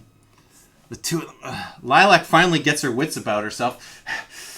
What's the word, Gordon? And Gordon says, well, he's dead. And Gordon starts moving away from his pincered attack kind of defensively, expecting opportunity attacks. So he invokes an opportunity attack on both of you. On me? No, on May and Fjorn. Ah. I ignore it. On Nay? Why? Because you guys were flanking him. I was linking who? I'm sorry. He came up and meleeed you, right? Putting you into melee, and then Fjorn came behind him and flanked Gordon. Technically, you should have been rolling with disadvantage on your flame attack, but whatever, I missed it. I was hitting Drug with the fire. Yeah, but you're in melee. I didn't even realize that. No, it's not a big deal. It doesn't matter. The question is, do you take advantage of the opportunity attack you just got? I suppose. Can I pull my weapon out? Or? Oh, you're not holding a weapon? You're just barehanding it? I mean, I've been casting spells. I haven't been using my... You only need one free hand to cast spells, though, so you could have your dagger or your whatever in the other hand, realistically. I mean, I don't. I can just... Yeah, I didn't have the sword up. Okay, so you're not going to try to punch? I guess not. No. Okay, so he backs away from you, and when the two of them are together, they say, "This is your business. Take care of him." And he says to you guys, and the two of them just scurry out of the up the stairs. And Drug's turn comes around again, and he does not move. And we will exit initiative. So they let him... Let's set his body on fire. Yeah, I'll firebolt him a couple more times. Before you do that, I'm gonna pour some oil. I'm gonna pour some oil on it to. Yeah, definitely. Burn the body. Destroy it. We gonna burn the house down, starting a fire in the basement? You've already been throwing fire blasts. I'll say that since you're in the basement. If it was in the main floor, maybe you'd have some concern, but I think in the basement you're okay. Definitely. So you can throw some blasts at him. You can light him on fire. His body will burn, and you'll leave just like some bones and ash. But his bones are shattered and beat up. The body is completely destroyed. But you guys wonder if that's enough. Your knowledge of revenants is not fantastic, but possibly there is more information available to you at the library. Let's take a look around the house to see if there's anything interesting or fun or or useful. Go open up a window, the fireplace, so that the smoke from the body isn't like filling the house. Yeah, sure. So you guys open some windows and start letting the smoke of the burnt, crisp body float out into the city.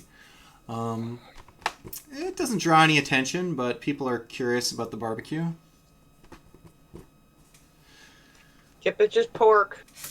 Yeah, it's just the other white meat. It's a drug house. It is a drug den, if you will.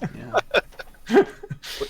Just doing meth, doing all the meth. 1 + 1 is meth. We just did some drug. Yeah, you guys are better. I guess you can search for the house. Roll me some. You guys can all roll investigation. Why not? Because we're going to be looking at different parts, pretty much. Sure. Yeah. You guys tear the house apart looking for things. That'll do. As you guys search through the house, you don't really find much. You get the impression that, like, it's possible that Drug doesn't even maybe own this house. You start going through things. You notice pictures of like another family, and you're like, oh, you're not sure. You don't see any like struggle or fights. You're like, well, it's not like he killed them and hid them somewhere.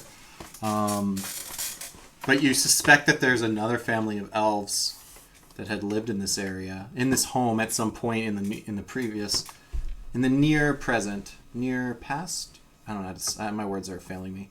You're not sure if he like paid them off or if he just knew they would be out of town or what the deal was. But this was just a regular elven home that he had decided to come into and attack you guys. And you don't find any like other rewards or anything. You find zero reference to the Gloom Ilk or anything of that nature. No other ties. You more or less come out of this thinking he may just be a pain in your side. Like he might just be a completely additional faction and worry for you guys beyond everything else. I'm gonna just tell Boris and Blanford that they screwed up. And that's that. Screwed up. You killed a Yes. man, and he We wanted just- to kill you. We defended Fjorn, and It's my fault. he had the vengeance. So Fjorn is grateful and will fillet you if you if you don't agree. For sacrifice. You Yeah. want to go fight? What's his name now? The Black Fang. Yeah, Black Thing. not before at least a short rest. Yes. Sure, we can short rest, I guess. But then we'll go fight. I recommend going back to the tavern and do it, and not at the random What like Yeah. Orc's I'm- house. and I want to say, Bjorn wants to say, what's her name? I can't remember. Clementine. Okay, so do you think she had something to do inside with this, knowing she's putting us in danger? Nah. Nah. I think that she was just. I think that she was just putting up posts, and they saw. Oris. Except that Oris wasn't on the list. It is interesting, yeah. But yeah, it is quite interesting, isn't So it? they didn't show up until Oris did. I think that we can just probably tell pretty quickly as soon as we see her if she's like, "Oh, you guys are still alive." Like so I'm assuming that they were looking for. If they were tracking it. Maybe they were tracking through Fjorn. This is fascinating. You're gonna have to learn a little bit more about revenants, I think. Yeah, we'll look at. How did she? Because she Oh. didn't know about Oris until she saw him, but they knew about Oris. This is weird. We'll have to figure this out. Yeah. I don't think it's that weird. I think it's pretty obvious that they didn't show up until. Like- So All right. So you I- guys I don't- return to the tavern for your short rest. Clementine is there. She's just sitting at a table. well, that went very well. We had a lovely chat. Oh, we don't- excellent! I'm glad to hear. don't- You don't look so good, Oris. Somehow I'm she fine. knows your name. Like she pulled it out of conversation. I think we told her, maybe. Maybe. Yeah. I think so. Oris wonders. Oris wonders a little if she's just So, really curious about him. Anyways, that was a bad lead, but I don't think it was your fault. So. Why? What? I- Did it? Was he not there? Well, he he was there. wanted to kill all of us. Kill! Yeah, Oh, don't worry about it. These things happen sometimes. Uh, why would somebody want to kill you? I wink Oh. at We have Sometimes made pe- enemies. Did you mean to As well as roll friends. insight there, Fjorn? sometimes I can when count that you're- as insight if you want. You're pretty sure she's telling the truth with a 10. sometimes when you go on adventures, people sometimes when you go out and do something heroic, the great deed that you did irritates certain people, and those people sometimes come after you or send people after you. It's that kind of. Do you know who else would want? I can filter them. I had no idea. I'm so sorry. Oh, it's very hard to filter this kind of thing because. I mean, it was not like a we thought he was dead. we were- He was dead. Who? A dead man attacked you? Like we were. Did you just punch her, Oris? No, I hit dice. That's I'm it. just short resting. Oh, hit dice. Yeah, sorry. And actually, I'm assuming we'll have we were pretty sure we saw him die, but we could be entirely wrong. Oh, and that we could have been an illusion that we saw. It's weird. She's like And noticeably affected by this. This is not But her also- bailiwick. But also, there's also the issue of when something happens, when you do something, when we do something, it might have just a side effect where we do something that helps one person and it annoys someone else who we have no idea about. Okay. And that's Okay. something we just cannot. Oh, you mean like Like- when someone tries to help you and accidentally becomes a mange whelp? She doesn't. Literally, May She says that with Yeah. zero cut. I said it. I know as a sarcastic person, I said it accidentally with some cuttingness underneath. She had no cut undertone there. She meant that completely innocently. sure she did. Precisely, like that. Like you, like we had no idea that that was happening, and honestly, if we had, we would have done things correctly. I see. But if the like, imagine if You were still paid though, right? That's Yes. a job well done, if I have to say. strangely enough, yes. Imagine this a scenario where we're asked to, where we're asked to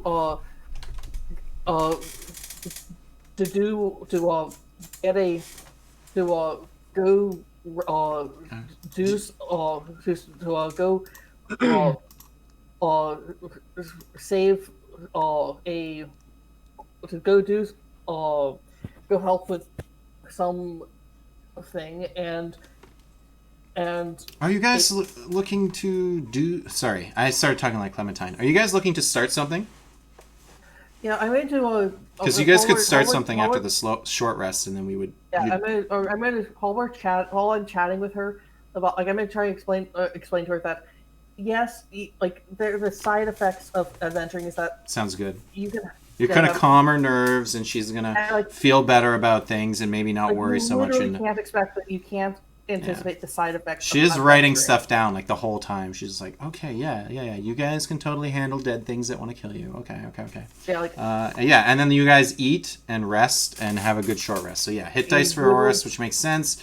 I think... Yeah. Do you have that party healing whatever thing? Oh, right. Yeah. The bardic if I'm gonna thing. do that, You get What an is that, extra... a D6? you get an extra D6. Yeah. Okay. And you get all your key points back because you blew them like crazy. Stun, stun, stun. I'm actually really glad Revenants have immunity to stun. I'm just going to keep that in mind moving forward for bosses. Or like threats that I want to actually be threatening to you. I did not do it on purpose though. It just Or happened. just a high con too, honestly. You make sure. Yeah, that he has both of not those more than things. that. There, I'm at full health, but it Awesome. took all my hit dice. Okay, so we still got a couple minutes left, so definitely you guys can start planning some... I'm just going to go over real quickly the jobs that Clementine had given you. There was, obviously, Dapper Dan had come and offered you 2,000 gold up front, 2,000 gold on a safe return to go to the Shadow... He knows of a portal a few hours travel away, then you go into the portal, into the Shadowfell, and then you travel for some untold number of hours in the Shadowfell, which you're not... You guys haven't done yet, and there will be some wear on you guys for being in the Shadowfell that long. There'll be some rolls and whatnot. And he wants to find a flower that he says only grows in the Shadowfell. He needs it for some alchemic research and a potion that he wants to make. So he doesn't know what dangers will be there. That's why he's offering such a high price, because he just needs complete protection. He's like, I'm going to pay a ton up front, and you guys will just, no matter what comes my way, you'll have to defend me. Because he has no idea. He knows the Shadowfell is dangerous. He knows that, there's dangers. Another job was the Crackle Forge, which is just a strange magical dome out in the wilderness. It's a few hours away, and you don't know very much about it. You have to go there and figure out what's going on with it. But the idea is to get rid of it, potentially, and then the town would be grateful. But there isn't any immediate cash reward. There might be something there that's worth collecting, though. Another thing... is that there's a man named One-Eyed Soul who's into monster hunts. He said he's always looking for monster hunters that are interested in hunts with him, but you have to go speak with him to learn about the hunts themselves. Clementine doesn't know what you would be hunting exactly. I thought I might have given you the Grey Folk, which is one that you kind of hinted on at the beginning when Oris first showed up. There are people in town who just have gray skin. Their skin has turned gray, and they think it might be some kind of disease, but they don't really know, and it doesn't really spread. or it doesn't spread in normal ways. Most people just ignore it because there's no other symptoms or pains or anything involved, even after years of having it. So the Temple of Saloon had asked you to look into that. And then May had gone and researched a little bit in the library already about it and learned that possibly, at least this was in the book of fairy tales, she learned about a bunch of other fairy tales that were nonsensical, but it mentioned this gray-skinned people, that it spreads through empathy, that if you feel sorry for the person, that's how you would potentially get it. That's what she read. So you have those 4 quest lines. I believe she will give you another one. I don't know why I'm opening the monster manual. That's not where I wrote this down. I don't have it. I forget where I put that. I think it was an escort quest. So you're not going to take it because I don't have the details for it. But just remind me that she mentions escorting someone outside of town. There's actually another city not far away. You guys don't have a whole lot of experience outside the city yet, but it's not all forest like the barrier you just passed to get to this town. It's open. There's some forestry. There's some it's more like the land you're used to seeing on the way up from Ironfell. And there are roads that you could ride horses on and that kind of thing to make things faster. So we can worry about that escort quest later. I'm kind of burning up the couple of minutes you had left. But you guys can decide what you'd like to do since it's still pretty early in the day. Oris is really interested in that dome thing, but yeah, I think the group wants to try to battle Blackfang, and he's fine with attempting that as well. All right, it's not a to the death battle, so no, it isn't. I like if we're talking about downtime for the time being, I'd like to try and learn how to cook. Yeah, that's always on my docket, and so it's on the same page as they're teaching each other languages, and there's a bunch of at night trainings going on, and I'll eventually let you guys know when some of that completes, but it'll probably be a little while. Yes, because I'm going to start by assuming that because I'm basically good at everything. I'm probably basically good at cooking too. Yeah, that's a bard. Right, and I don't know if that's true or not. With I just believe it. It's fine. That's the attitude going in. It's I'm basically good at everything, so I'm going to just assume that. So do you guys just want to fight the Black Fang right before the end? Let's try it. Yes. We won't finish in 6 minutes unless he just demolishes us all in one shot. Sure. But there's only one of them. So I know. You guys head out. Do you want to bring Rim? It's up to you. Yes. I guess you kind of have to have him fight with you, otherwise he won't be expunged. Will is leveling up, or it won't ruin his leveling. It'll slow it down to tiniest amount. I don't think it'll really matter. Okay, then yeah, I'll take him. I just don't want to take him from his training. Yeah, no, it's okay. He's excited to tell you about the things he's learned. Although I don't control him, so maybe he doesn't. No, that's fine. Maybe, but the whole time it's that's really interesting. And he's like, yeah, I totally learned how to do, I guess he's at level 2. He's not even level 3 yet, but he's like, yeah, I thought he was level 3. No, he started level 1 and then up to 2, and he hasn't leveled up again. When did he get the level 2? Was that night you trained him? Yeah. And you guys all went to 5? Okay. I was under the impression that he had already made 3, but that's good because I didn't want to make him level 4 anytime soon. But level 3 is reasonable, so we'll see I'll let you know when or if that happens. He might just die by a meteor. He's talking about his level 2 abilities. How he's getting better at them, and he's at the edge of getting better. He's getting faster at certain things. And he's thinking about which path he's thinking on his paths that are ahead of him. Where did I put? Oh man, the stats for. So we're gonna Black Fang, right? Yeah, the Black Fang. Let's see if I can. Whoa, I just cut doxed. Because I feel like that's the best option. Sneak attack him. Get a surprise round. No. We need to do this. No, you can't. You can't surprise attack. No, it's a duel. You don't get to just jump on him. If you kill him in his sleep, you don't get cured. That's not honorable. I think that we outwitted him. That's Yeah, maybe. Maybe that's how it works. You can try.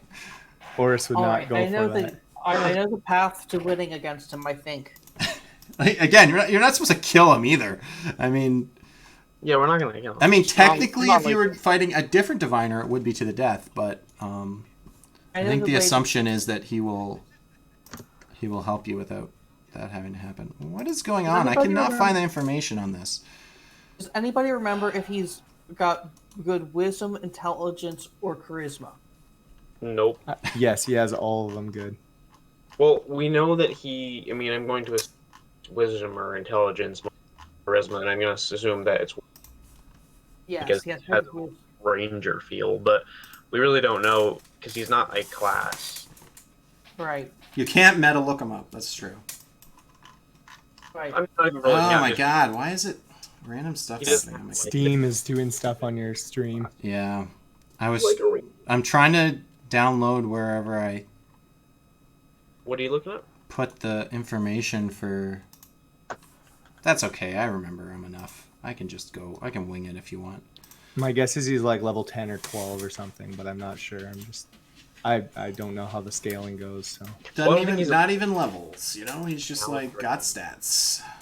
Yeah, he just Good like point. he just has. Yeah, he's like an NPC. I mean, it's like a mini. Like a monster. It just kind of is. Yeah. He's not built like a player character. Like he has spells, but he doesn't have spell slots, so like. It makes it simpler for a DM. It's stupid to have a full character for a villain, unless they're like a big bad guy or something. Yeah, I could do it. I just don't want to. And he doesn't need it anyways. Sure. Yeah, so you guys go out there, and in the last couple of minutes, we can kind of get things started. Give me one Surprise sec. round? He meets you immediately because you know, as you've learned, he just, as you exit, he's like waiting there for you. He just can tell where you guys are and when you get close to entrances, and he just goes over there and he meets you. And you know, last time he was like, hey, come here, but this time he just like walks out and he's like, hello, We're ready. you're ready? Yes, we had to deal with something in town, so we don't have all of our spells available, but we have enough of them. May is going to attack. You're not even gonna talk. You're just gonna like start swinging. No, she's gonna give him a look, and he's gonna know immediately that It's true. Serious this time. Okay. Yeah, go for it. You can have one attack. Oh, really? Yeah. Okay, I want to do something crazy. We're not gonna be able to finish the fight, obviously, but you can have one. I'll just start with like a regular fireball. I won't crazy. What's his name again? I almost wrote Corbin. Blackfang. That's right. Or Orim. Oh, Not God, Rim. wow. Orim. Oh, right. I forgot about that. That's okay. Let's give him some hit points. You know what? What's his AC? I forget when I made it. That's right. Yeah. 24 misses. Oh, 24 to hit? Yeah, for sure. That definitely hits him. Off the side of him, he takes 7 points of damage. And laughs. then And she he like smiles, and he draws both his blades, and we're gonna roll some initiative. He's coming at you guys full strength. Okay. Oh, boy. Okay, this is not great. Don't like it. Not a great do roll not from him. I had disadvantage, and I still got a 20. Oh I do Jesus! not Yeah. like that number at all. You already went first. Oh, I keep forgetting your names. Lanford. Need to roll for Rim though. What is his? Oh yeah, Rim's in there. He's not very And strong, Rim, but he's like, not as far nothing. back as he can go. And he got a 21. Good lord. Good God! All right, well then Rim is first. By the gods. Yeah, let's see if we can get one round in, and then we'll cut it for this week. Go ahead, Rim, top of the order. You guys are about 100 feet away from him. Actually, is that too far for your firebolt spell? Oh no, that's 120. I kind of figured, yeah. I kind of figured you were throwing it at a reasonable distance. So I'm going to say you guys are about 100 feet. Nothing around. There's just open space. You guys are far enough away from the city that you probably can make as much noise as you want, and people won't care. Let me see what weapons he has. Okay, so he's gonna move to 80 feet away, I guess, so he can shoot his short bow. Okay. Is it possible for him to hide anywhere behind a tree or something? Or No. I already called it. Clear space everywhere. It's like a good, like, 200 to 300 feet to the next tree or to, like, city walls or something. Oof, rough rogue. okay, he is going to just do a regular attack. Let me make sure. I think it's +6 or. She got a bow. Gonna bow you. Oh, right. And now he's yours weapons, so... It's a 7, so he misses. Indeed. He's gonna do that, and then he'll. He starts, like, dancing. He's doing the Carlton. I guess that's it. He's not gonna do anything. Yeah, Rim's not too helpful at level 2. May, it's your turn again. And not with the ability to not hide or anything. Okay, May is going to cast a new spell she's learned, which nobody's actually seen her cast yet, which is pretty cool. She's gonna cast Erupting Earth. Oh, right, you learned that one. And it's gonna basically be like almost centered on him, so in any direction he moves, it's 20 feet. Of rough terrain? Yeah, of rough terrain. He has to make a dex save to not take damage. A dex save right now to take that? How much damage is it? Oh, are you rolling damage? 3d12. So I'll roll the damage in a second. 3d12. And what's the DC? It's a dexterity. I don't remember. 14. Oh, doesn't matter. He rolled a 1. Yeah, you can do full damage on him.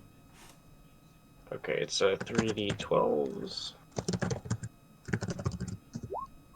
18 Nice. damage. Yeah, for sure. The ground erupts around him. And he's standing there ready to go. Blamford. Okay, I'm going to do I'm going to do the Phantasmal Force attack. I'm going to, again, A bag of Instead of rats tied to no roof. no, well, but there's no roof outside. But instead of rats, I'm going to do Sturges from the Shadowfell. So that he gets the Shadowfell experience in his head. Because he doesn't like the Shadowfell. Correct. Relying I'm on gonna his. Okay. Correct. So what's the DC on this? 14 intelligence. Intelligence. Yeah. He rolled a 19. Ark. I don't know why he's laughing like Drug. I guess I just always laugh. I don't know. He's not really laughing like Drug. He actually is very serious. He's not laughing at all. He might smirk a little when you hurt him, but he is he's taking it 100% serious. And he's not laughing. It's at it like a teacher, like, good shot. Yeah, exactly. So he doesn't. So as far as I'm concerned, he doesn't take any damage, right? Phantasmal Force just fails. All right. It just fails, and but I had to get within 60 feet to do that. Oh, okay. So you moved forward. Yeah, that's fine. Whatever. I'll say you're at 60 feet. Although that means you're the closest person out of everybody. Yup. Unless, actually, what's Erupt Earth's range? It's 100 feet? That's 120. Oh, wow. Jeez. Wizards are awesome. I'm just staying about 100 feet away.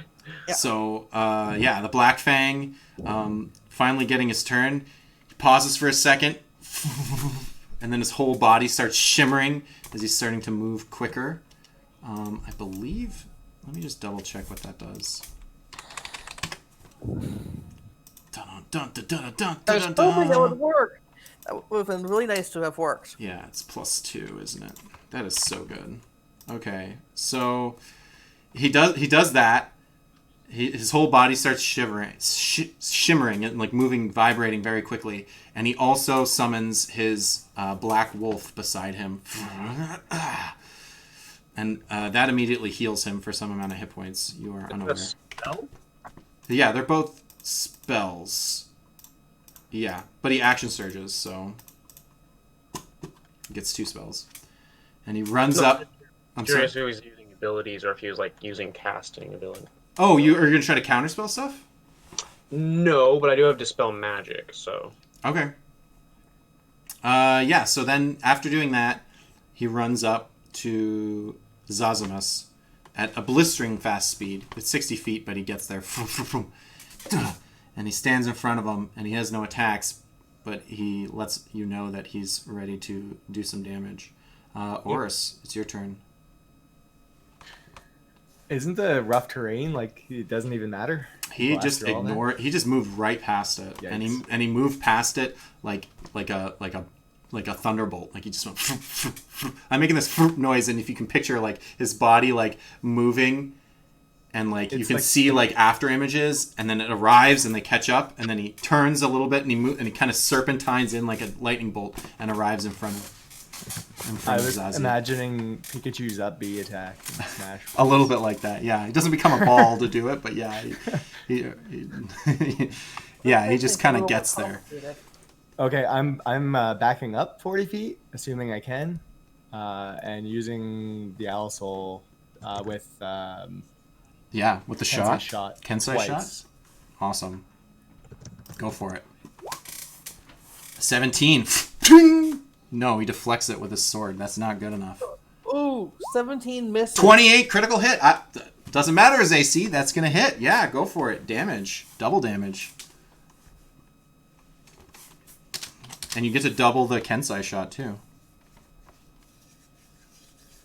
And you get a key point back, which you don't need. Hooray for the Oh, middle. that's as a critical hit? Ooh, okay, but you Yep. get double Kensei shot, which I think is 2d4 then? Yes. I'm just going to roll twice.